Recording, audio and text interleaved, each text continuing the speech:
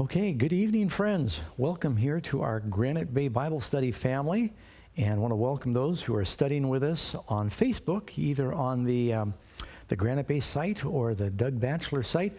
We are continuing our study in the book of Genesis, and tonight we're going to be dealing with Genesis 31 and 32 if we can do it, but we're going to begin with a word of prayer.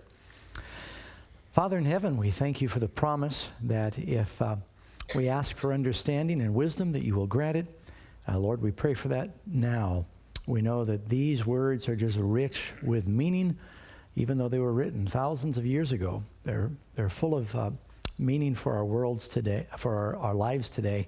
Just pray that you bless and help us to understand your will for our lives and know more about truth as a result of our study. In Jesus' name we pray, amen. All right, well, we are going through Genesis, and Pastor Ross said, and I've got to thank Pastor Ross because I was actually down for last week. I forgot to mention I was going to be in Albuquerque, so it was hard to do at a granddaughter's graduation. And so with very little notice, Pastor Ross jumped in. And I understand that we're beginning with Genesis chapter 31. Now, I may not read every word in this chapter because I do want to get to the part about Jacob wrestling with the angel, which is the next chapter. But something interesting transpires here that I think is very helpful. Let's go to verse 1. Now Jacob heard the words of Laban's sons, saying, Jacob has taken away all that was our father's, and from what was our father's, he's acquired all of this wealth. So now Jacob's wealthy. And you remember what happened in the previous chapter? Jacob told Laban, look, I worked 14 years for your daughters, and now I'm a married man. I've got a growing family, and how am I to provide for my own house? I can't work for nothing. And so they agreed on some wages. Later, Jacob says Laban changed his wages 10 times. Once he saw that Jacob was making money, he would change the agreement. And Jacob basically said, whenever the sheep or the goats bear speckled, spotted, or brown or black, I'll take them. And they're usually the minority. That was the rare recessive gene. But it seemed like once Laban agreed, all of a sudden they all started bearing the speckled, the spotted, the striped, and the black and the brown. And Jacob's flocks and herds, this menagerie of colors, was growing. And Laban started to know, I'm decreasing, he's increasing. Laban's sons saw that, and they began to resent it. That here, he came in a straggler, we gave him a job, and now he's becoming wealthier than we are. And he could realize, look, this isn't going to end well. I can tell that Laban's attitude towards me has changed.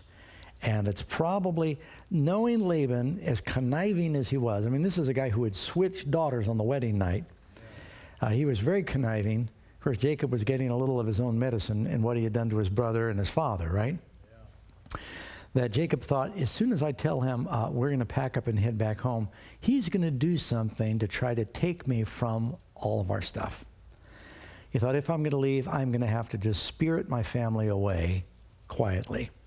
So he mentions this to his family. It says, the Lord said to Jacob, return to the land of your fathers, to your family, and I will be with you. Now that was a very important promise to him because he did not leave under good conditions. When he left, his brother was breathing threatenings and slaughter. He wanted to kill him.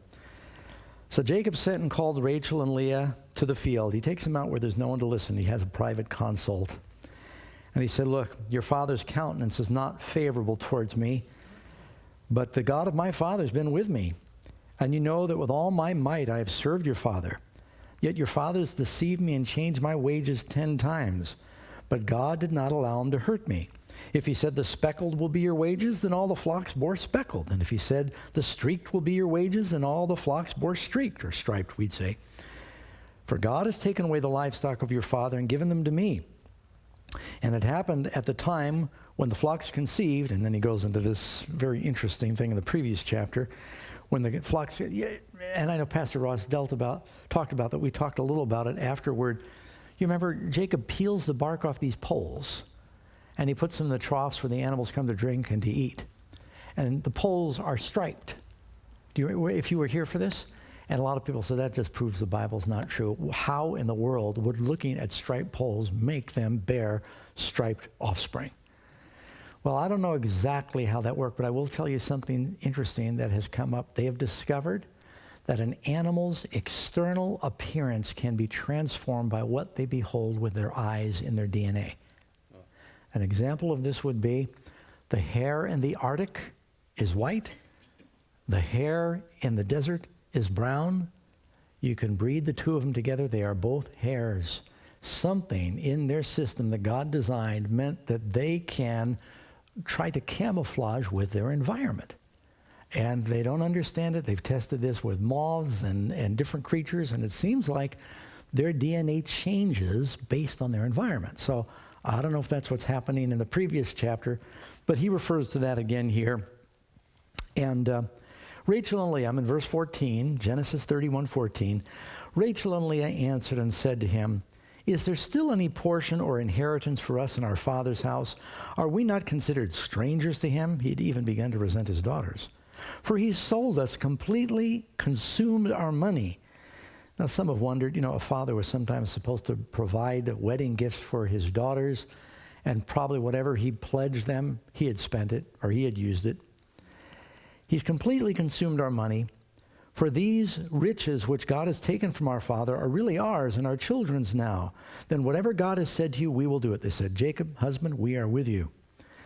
And Jacob rose. Now, this is very serious. He's been, he's been with his father-in-law for 21 years, roughly.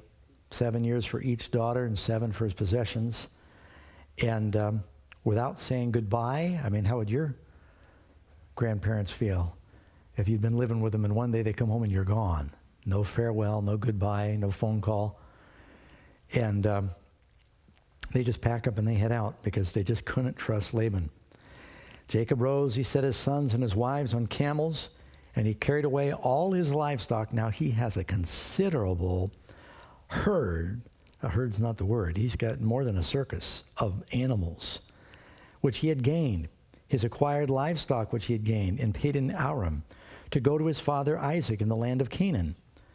Now Laban had gone to shear his sheep. Shepherds shear their sheep what time of year? Summer? Spring. Springtime. So this is happening during the Passover. Just keep that in mind, when Jesus died, okay? So Laban's gone to shear his sheep. And Rachel, because he wasn't in the house, Rachel had stolen the household idols that were her father's. Now, Jacob doesn't know about this. No one knows, but Rachel knows. And I went to the commentaries today to read this again, and there's no shortage of comments on what this means. The word, I think, is teraphim, for what it says idols. Teraphim. It's similar to the word seraphim, which was angels. And some thought that these were supposed to be, angels that represented different features of good luck of God's character, and he would, they were like charms. And some have said, well, they were also made of precious metal, and she didn't steal them because she was worshiping those gods. But Rachel took them because, as she said in the same chapter, he has stolen our wealth. They were made out of gold or silver. She took them. You read later, they're small enough to hide in the camel saddlebags, so they're not big. It'd be hard to carry around a big old Buddha and not have your husband know. And so there's something small, there's something valuable. They were getting mixed up in idolatry a little bit. Remember, why did Abraham initially leave Ur? Family had gotten involved in idolatry. So she takes her father's gods. Now, I'm so glad that you and I have a God nobody can steal. Laban later comes home and he stomps around the house and says, "They stole my God." Some of you remember the story where his name was Jerubbaal, Gideon, you know him by Gideon, that during the night he knocked over the altar to Baal. And the people in the town had a fit. And they said, "Bring him forth, whoever knocked over our God." And then Gideon's father said, "Look, if Baal is a God, let him plead for himself. You got to defend your God?" So she stole her father's gods. And Jacob stole away, I'm in verse 20, unknown to Laban the Syrian, in that he did not tell him that he intended to flee. So he fled with all that he had, and he arose and he crossed the river. Now that's Euphrates. Euphrates is the biggest river in the country, There's lots of little creeks and streams, but when it says the river, it's like if you live, in the deep south, they say the river, they're talking about the Mississippi. And so this was the Euphrates River. It was a big border that separated them from Mesopotamia. He crossed the river and headed towards the mountains of Gilead. And you'll understand later how those mountains got the name. And Laban was told on the third day, by the time news reached Laban, he was already several days separated, and he took his brethren with him. So Laban gathers kind of a small posse that outnumbers what Jacob might have to defend him. Jacob's got significant servants. And they pursue him for 7 days. Notice the numbers you find here. And he overtook him in the mountains of Gilead. But God had come to Laban the Syrian in a dream by night and said to him, "Be careful that you speak to Jacob neither good or bad. Don't make promises you can't keep, and don't threaten him." So Laban overtook Jacob. Now Jacob had pitched his tent in the mountain, and Laban with his brethren pitched in the mountains of Gilead. And Laban said to Jacob didn't try and run. I mean, when you got, all these sheep and goats and women and children, you can't go very fast. And Laban said to Jacob, "What have you done? You've stolen away unknown to me, and you've carried away my daughters like captives, taken with the sword. Why did you flee away secretly and steal away from me and not tell me that I might have sent you away with joy and songs?" Right, he would never have done that. He would have sent them away empty with joy and songs, with timbrel and harp. And you did not allow me to kiss my sons and my daughters. Now you have done foolishly in so doing. Now, didn't God tell Laban, don't speak good or evil? He can't help himself. It's in my power to do you harm, but the God of your father spoke to me last night, saying, "Be careful that you speak to Jacob neither good nor bad. Now you've surely gone because you greatly long for your father's house, but why?" He said, "I understand you were getting homesick, but why did you steal my gods?" And then Jacob answered and said to Laban, "Because I was afraid," he's answering the first question, "for I said, perhaps you would take your daughters from me by force. With whomever," and he's adding, "with whomever you find your gods, do not let them live. In the presence of our brethren, identify what I have of yours and take it with you." For Jacob did not know that Rachel had stolen them. Now it's interesting that Jacob makes a vow, whoever finds your gods, do not let them live. Of Jacob's family, who is the first to die? Rachel. And I don't know if there's a connection, but I always thought that jumped out at me. And Laban went into Jacob's tent and into Leah's tent. Now he's searching everything. He doesn't believe him. He went into Jacob's tent, into Leah's tent, into the two maids' tent, but he didn't find them. You notice who's last is Rachel. Then he went out of Leah's tent and he entered Rachel's tent. Now Rachel had taken the household idols and put them in the camel's saddle and sat on them. They would take the saddle off the camel and then they just bring it into the tent so it's safe on all its contents. And Laban searched all about the tent and did not find them. And she said to her father, "Please do not let it displease my lord that I cannot rise before you, for the manner of women is upon me." Now, even as far back before the time of Moses, they considered that when a woman was going through her monthly cycle, she was considered unclean and anything she sat on was unclean. And that usually works for most guys for them to say, "Okay, I won't bother you." And she played that card, and it seemed to work. Don't let it displease you, but I cannot rise. I don't feel good. The manner of women is upon me. He thought, I'm not going to search the saddlebags. And he searched, but he did not find his household idols. Then Jacob was angry. He said, "See, what did I tell you?" And he rebuked Laban and answered and said to Laban, "What is my trespass and what is my sin that you've hotly pursued me, although you've searched through all my things? What part of your household things have you found? Set it here before my brethren and your brethren, that they may judge between us both." This is something that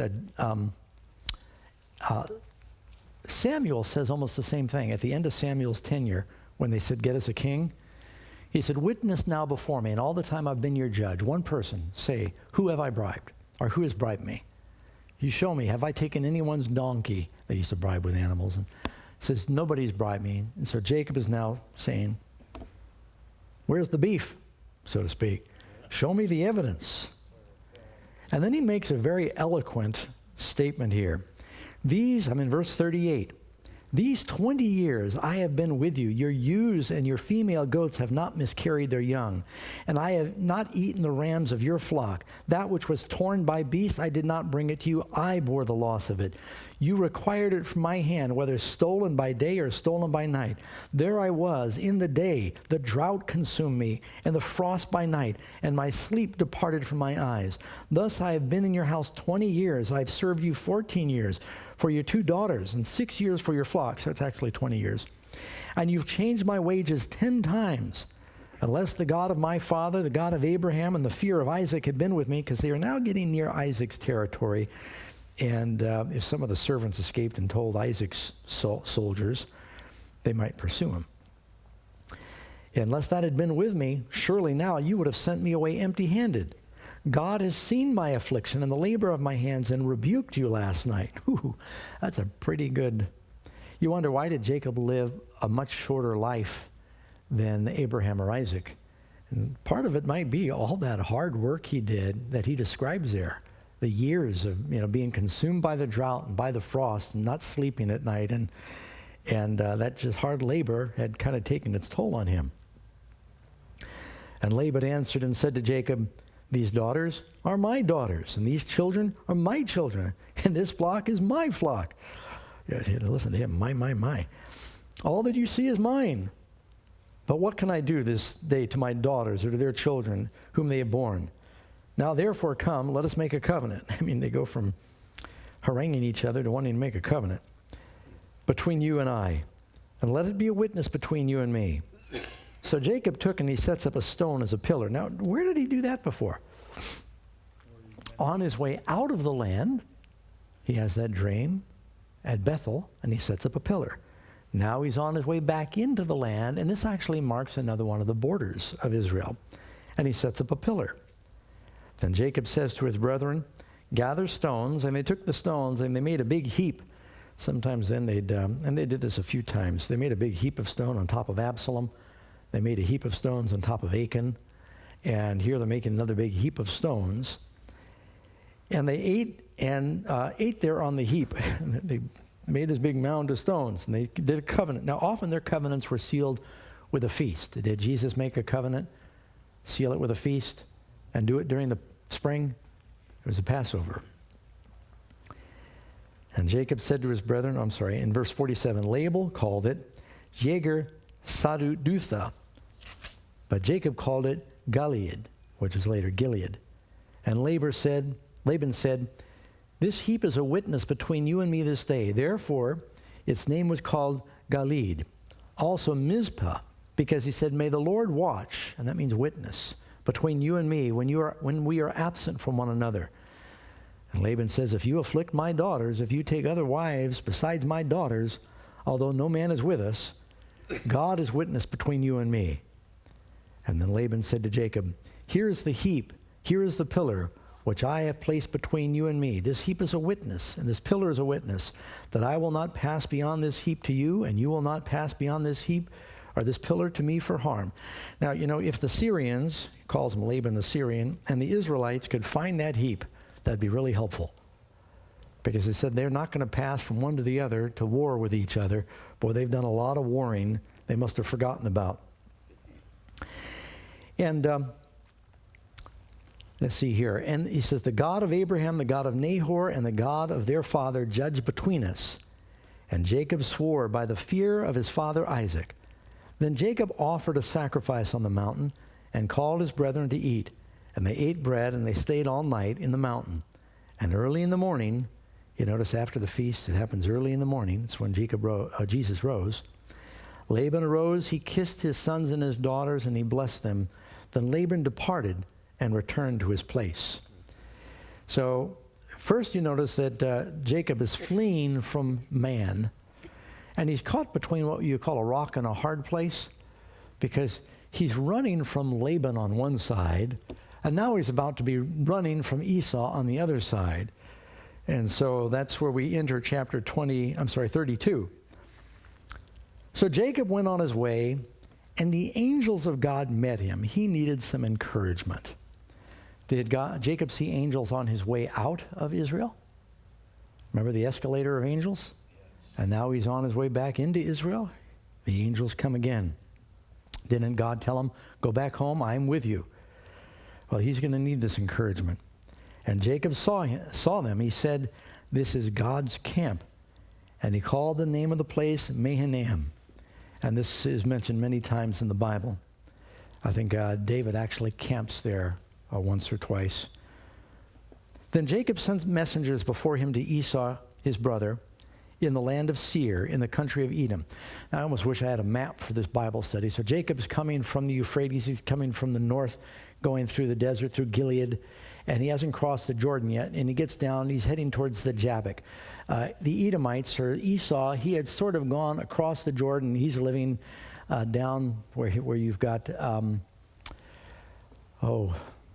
mind is going blank here. What's the name of that fortress for the Edomites off in the desert? Petra, thank you. I've been there, I can't remember. Petra is where the Nabateans, the Edomites, lived. They're in the desert, and there's red rocks down there to the south. And he sends messengers. He's basically saying, I'm not going to come into the land. I want Esau to know. Dad is old. Esau is the next in line. I want him to be aware that I'm coming and be relaxed about my approach. And he commands him, and he says, speak thus to my lord Esau, your servant. Notice, he said, I don't want the blessing of the firstborn anymore. I'm your servant. Thus your servant, Jacob says, I have dwelt with Laban and stayed there until now. I have oxen, donkeys, flocks, and male and female servants. I've sent to tell my Lord that I might find favor in your sight, letting you know I'm coming. And why does he mention all this stuff? Now, you're Esau. You're mad at your brother. He's stolen the birthright. The firstborn is supposed to get the lion's share, a double portion of the father's estate. And now Esau hears, oh, Dad is still alive. Jacob's coming back so he can be here when Dad dies, and he can take the blessing of the firstborn. And he thought, Esau's going to suspect that I'm coming for the wrong reason, because when I left, I was very grasping, and I just want him to know I have all I need. I'm not here because I want anything. So that's why he mentions what he's got, but it's not enough. And he says, then the messengers returned to Jacob. They probably go a day's journey south and a day's journey back. They're going maybe on a horse or camel. They're going quickly. The flocks and the family have to go slowly. We came to your brother Esau. He is also coming to meet you, and 400 men are with him. Now, this is not a welcoming party. Esau knows he's got a big family, and he figures that I'm going to come, and I'm going to kill him, and I'm going to take all that he has. So Jacob was greatly afraid. Jacob understood what it meant. That's why he's afraid. And he's distressed. And he divided the people that were with him and the flocks and the herds and the camels into two companies. Why does he do this? He splits them up and kind of sends them in two different directions. Esau doesn't know how big or who his family is. He figures if he attacks one group, that's all that will be lost. The other one may escape free. If he attacks the other company, which was left, will escape. And then Jacob prays. And here's his prayer, verse 9 down to verse 12. Jacob says, O God, my father, Abraham, of my father Abraham, and God of my father Isaac, the Lord who said to me, return to your country. He's reminding God of his promises. And to your family, he said, I will deal well with you. Am I not worthy? He says, I'm not worthy of the least of these, of all your mercies, and of all the truth that you have shown your servant. For I crossed over this Jordan with my staff, and now I've become two companies. Deliver me, I pray, from the hand of my brother and from the hand of Esau. For I fear him, lest he comes and attack me, and the mother with the children. For you have said, I will surely treat you well and make your descendants like the sand of the sea that cannot be numbered for multitude. So it's interesting, he divides his family into two companies. What happens to the people of Israel later? There's a civil war, and from the time of Solomon on, they are divided in two companies. You got the northern kingdom and the southern kingdom. Jacob's also citing the promise of God. He's saying, you said that we're going to be as numberless as the sands. If we're all annihilated, then that won't happen. So Jacob said, look, I'll make every earthly provision, but I'm going to have to pray. So he does what he can humanly, and he separates the family into two groups. It's like, if you got someone tracking you, and if two people escape from prison and the guards are tracking, you probably get better chances if you split up. And so that's basically what they're doing here. Pastor? Question? Yes. Where was Isaac also in the area of Petra? No, Isaac was still living over towards Hebron, which is over near Judea. Right. Esau loved the wilderness. He loved hunting. The country was different back then. Esau had crossed over the Jordan, and he and his family began to fill the area north of Arabia. That's where the Edomites lived. So, yeah, Isaac, he wasn't with his father. And there's other verses that explain they're not in the same place at the time. Jacob and Esau actually come together later when their father dies, but they're both coming from different places. Well, they probably had to separate because of their herd. Yeah, that's a good point. They probably had separated just like Abraham and Lot because their flocks and herds were so big. All right, so it says that he gets done praying in verse 13. So he lodged there that same night, and he took what came to his hand as a present for Esau his brother. Now listen to this. He sends his brother a little present. 200 female goats, 20 male goats. Now, when you're the shepherd, you recognize that goats, you need one male and 20 females. And so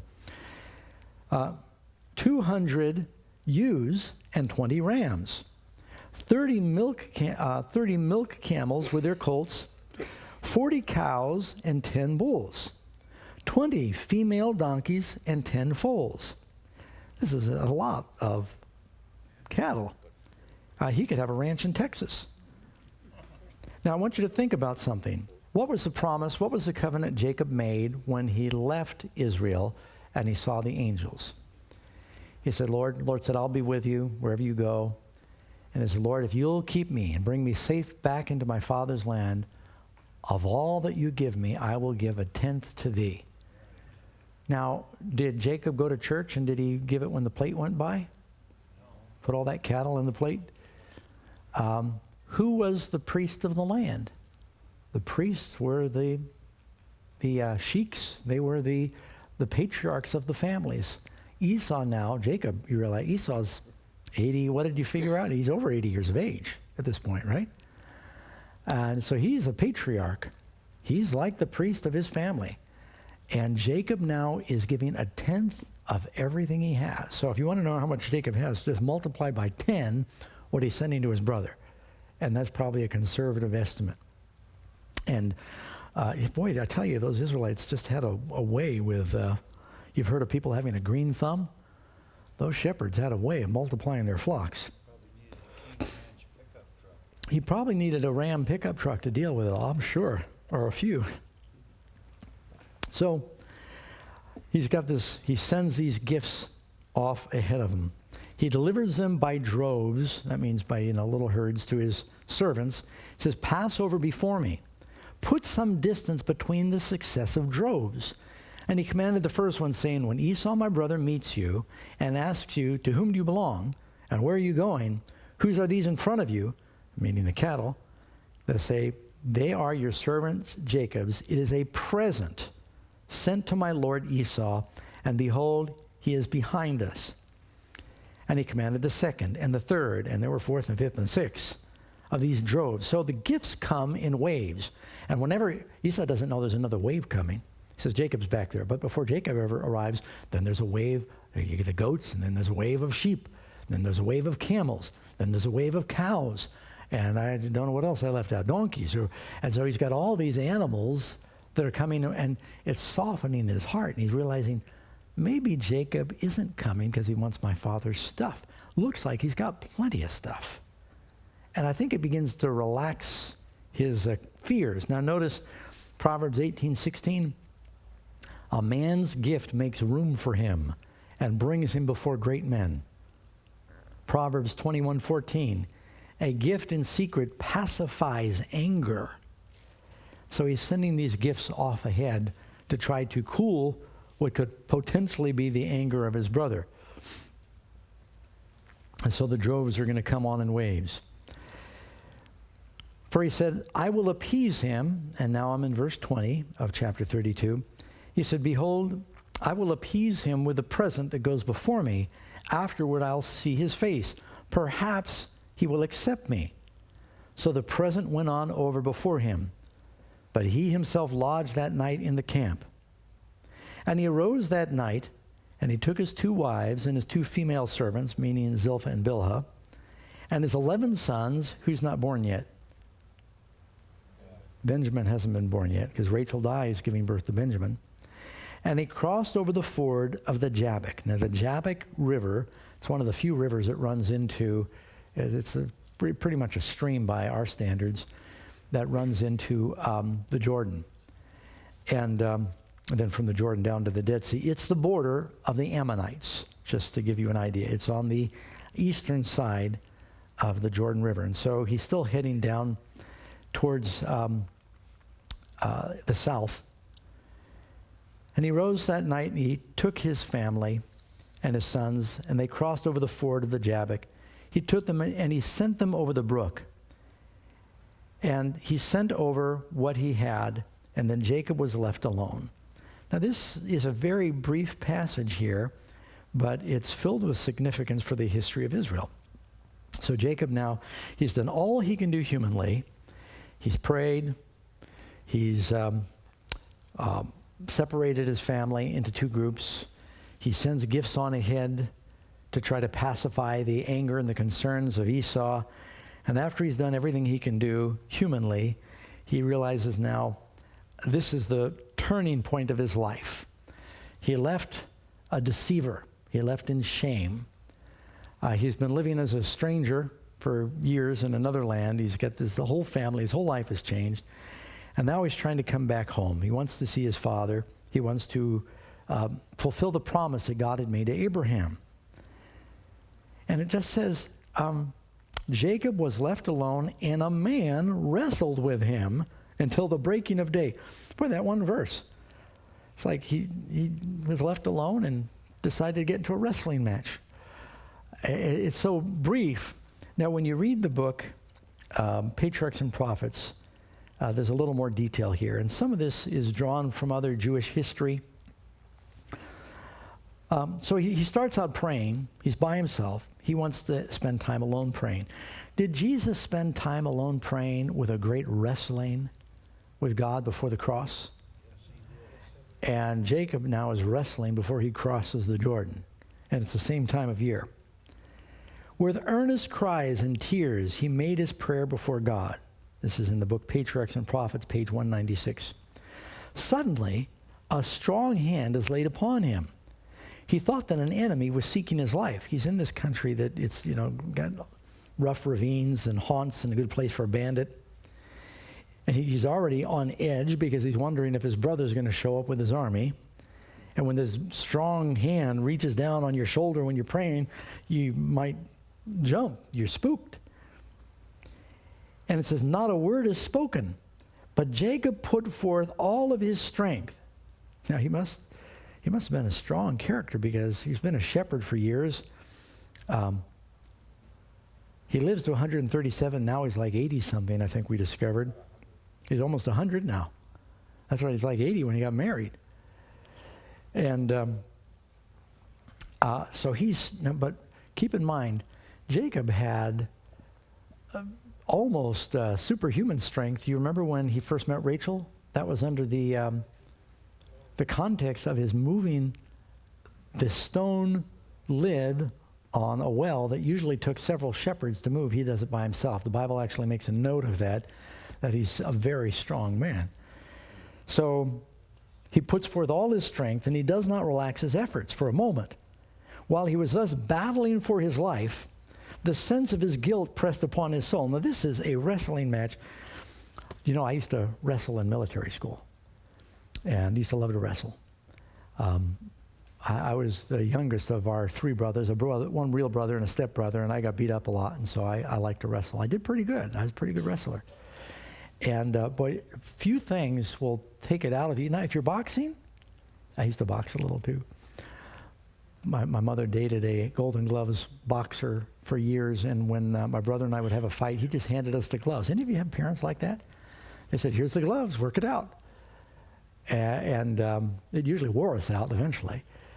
But boxing, you can run in, you can swing a little bit, and then you can jump back and kind of catch your breath. Wrestling, you are pitting muscle for muscle. Every time you're pushing, they're pushing back, and it's like constant. It is exhausting. Boxers will go 15 rounds. Wrestling, it's a couple of minutes because it's this constant strain and effort that goes on, and it can be exhausting. So how he wrestles through the whole night, that in itself, to me, is amazing. Because if you're human, you're just going to be falling over after 10 minutes of wrestling. Would be exhausting. He puts forth all of his strength, does not relax his efforts for a moment. While he was thus battling for his life, the sense of his guilt pressed upon his soul. His sins rose up before him to shut him out from God.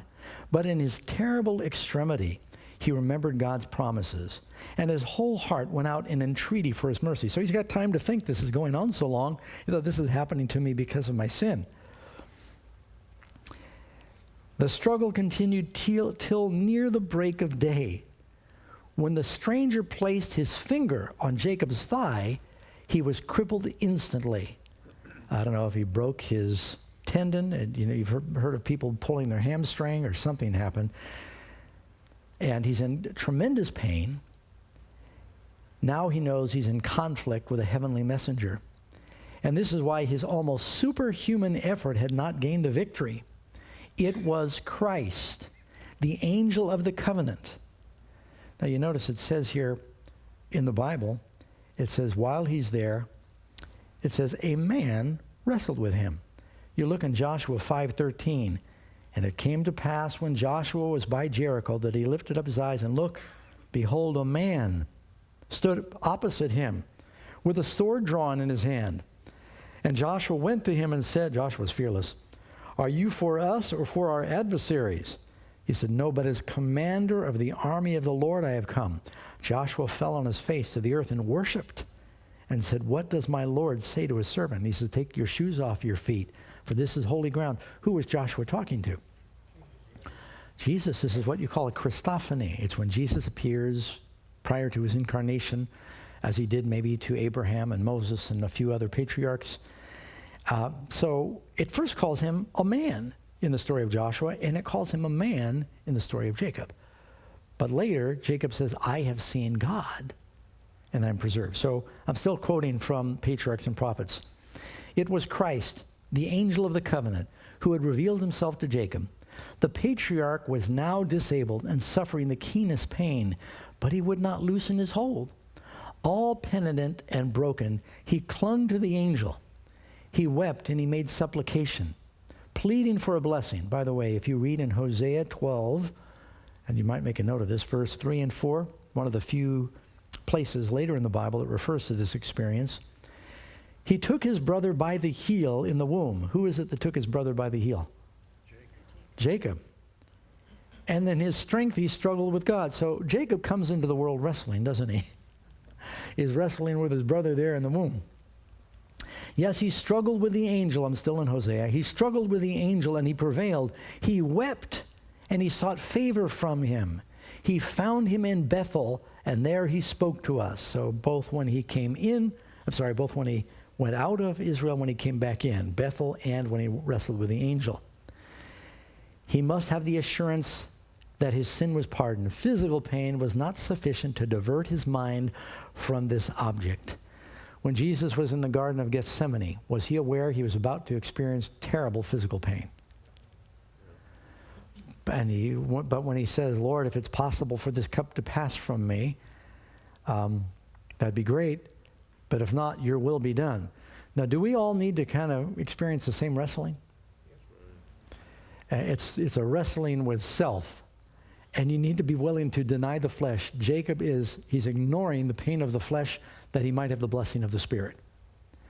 Before he did it with deception, trying to get the blessing, now he's doing it by hanging on to God.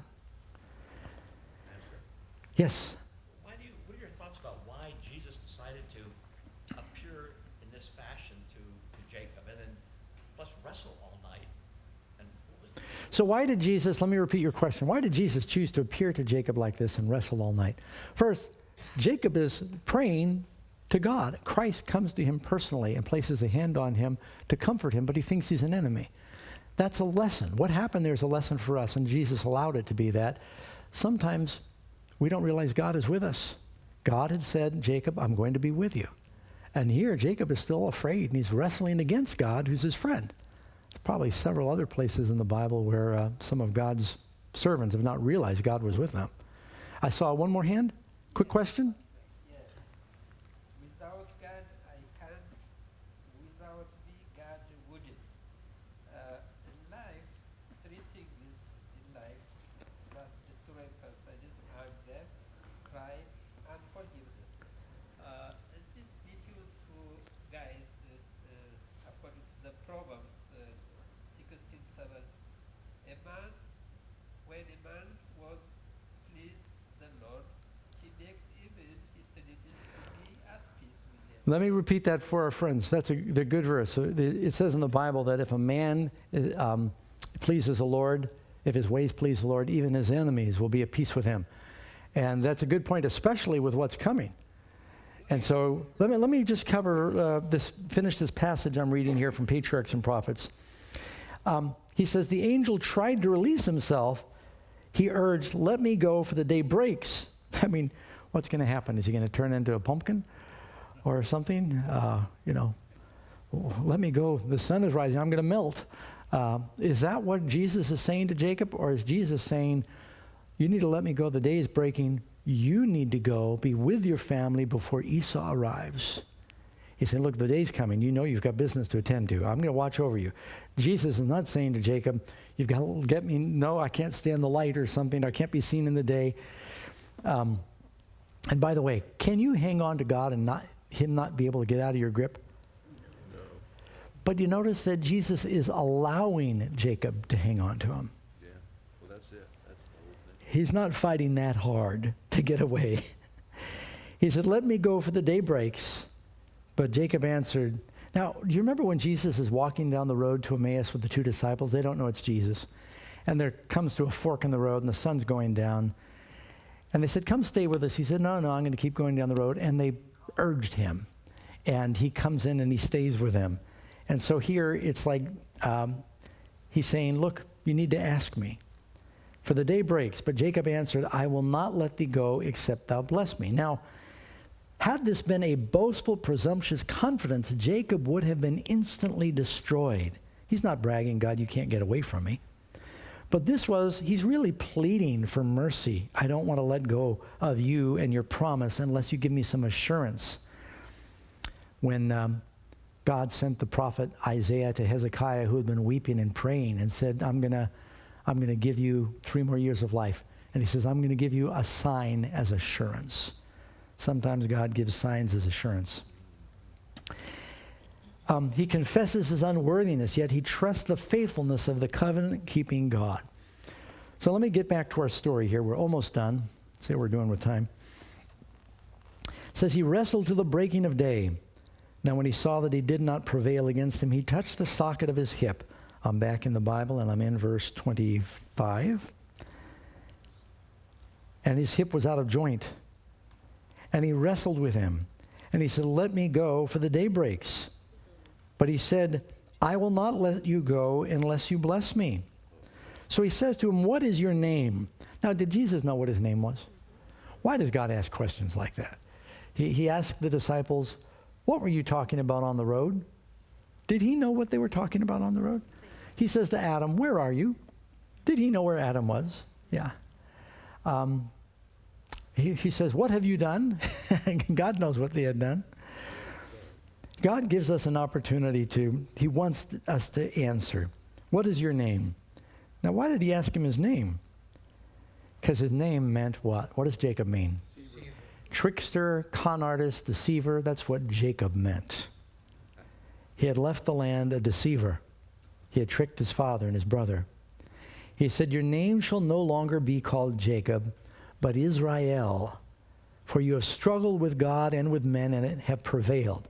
Now, Jacob had been struggling with Laban. He had been struggling with Esau. He had been struggling with God. And it says, you are an overcomer. He was persistent in prayer and persistent in planning. And he said, your new name is Israel. There's a land you'll see on the map now. Where does that land get its name? This is the story where you discover the origin of that land that's in the news almost every day. It all goes back to this time where Jacob is wrestling with God. And from that day to this day, do we see Israel seems to be small, outnumbered, but wrestling. Not only literal Israel, but spiritual Israel, still wrestling. And he said, your name shall be called Israel, for you have struggled with God and with men and have prevailed. You know, many times now through the Bible, it refers to the people of Jacob. Sometimes it calls them the people of Jacob. Sometimes it calls them Israel. It goes back and forth. And it's an interesting study in the scriptures when it chooses to use the name Jacob for the nation. Sometimes it's because they're misbehaving. They're the tricksters. And then later when it's giving a promise, it'll call them Israel. Not every time, but it's just an interesting study. The Bible prophets go back and forth between these two names in the history. Pastor, Yes. what does Israel mean? Israel means a prince with God or an overcomer with God. Someone who has prevailed with God. Then Jacob said, he says, tell me your name. That's the normal question. You meet someone, you say, what's your name? Tell me your name, I pray. And he said, why do you ask about my name? It's almost like Jesus is saying, I've been with you all these years, and you're saying, who am I? It's like where, who is it, Philip that says to Jesus, show us the Father? Was it Philip? And he said, have I been with you this long? And you say, show us the Father? Don't you know who I am?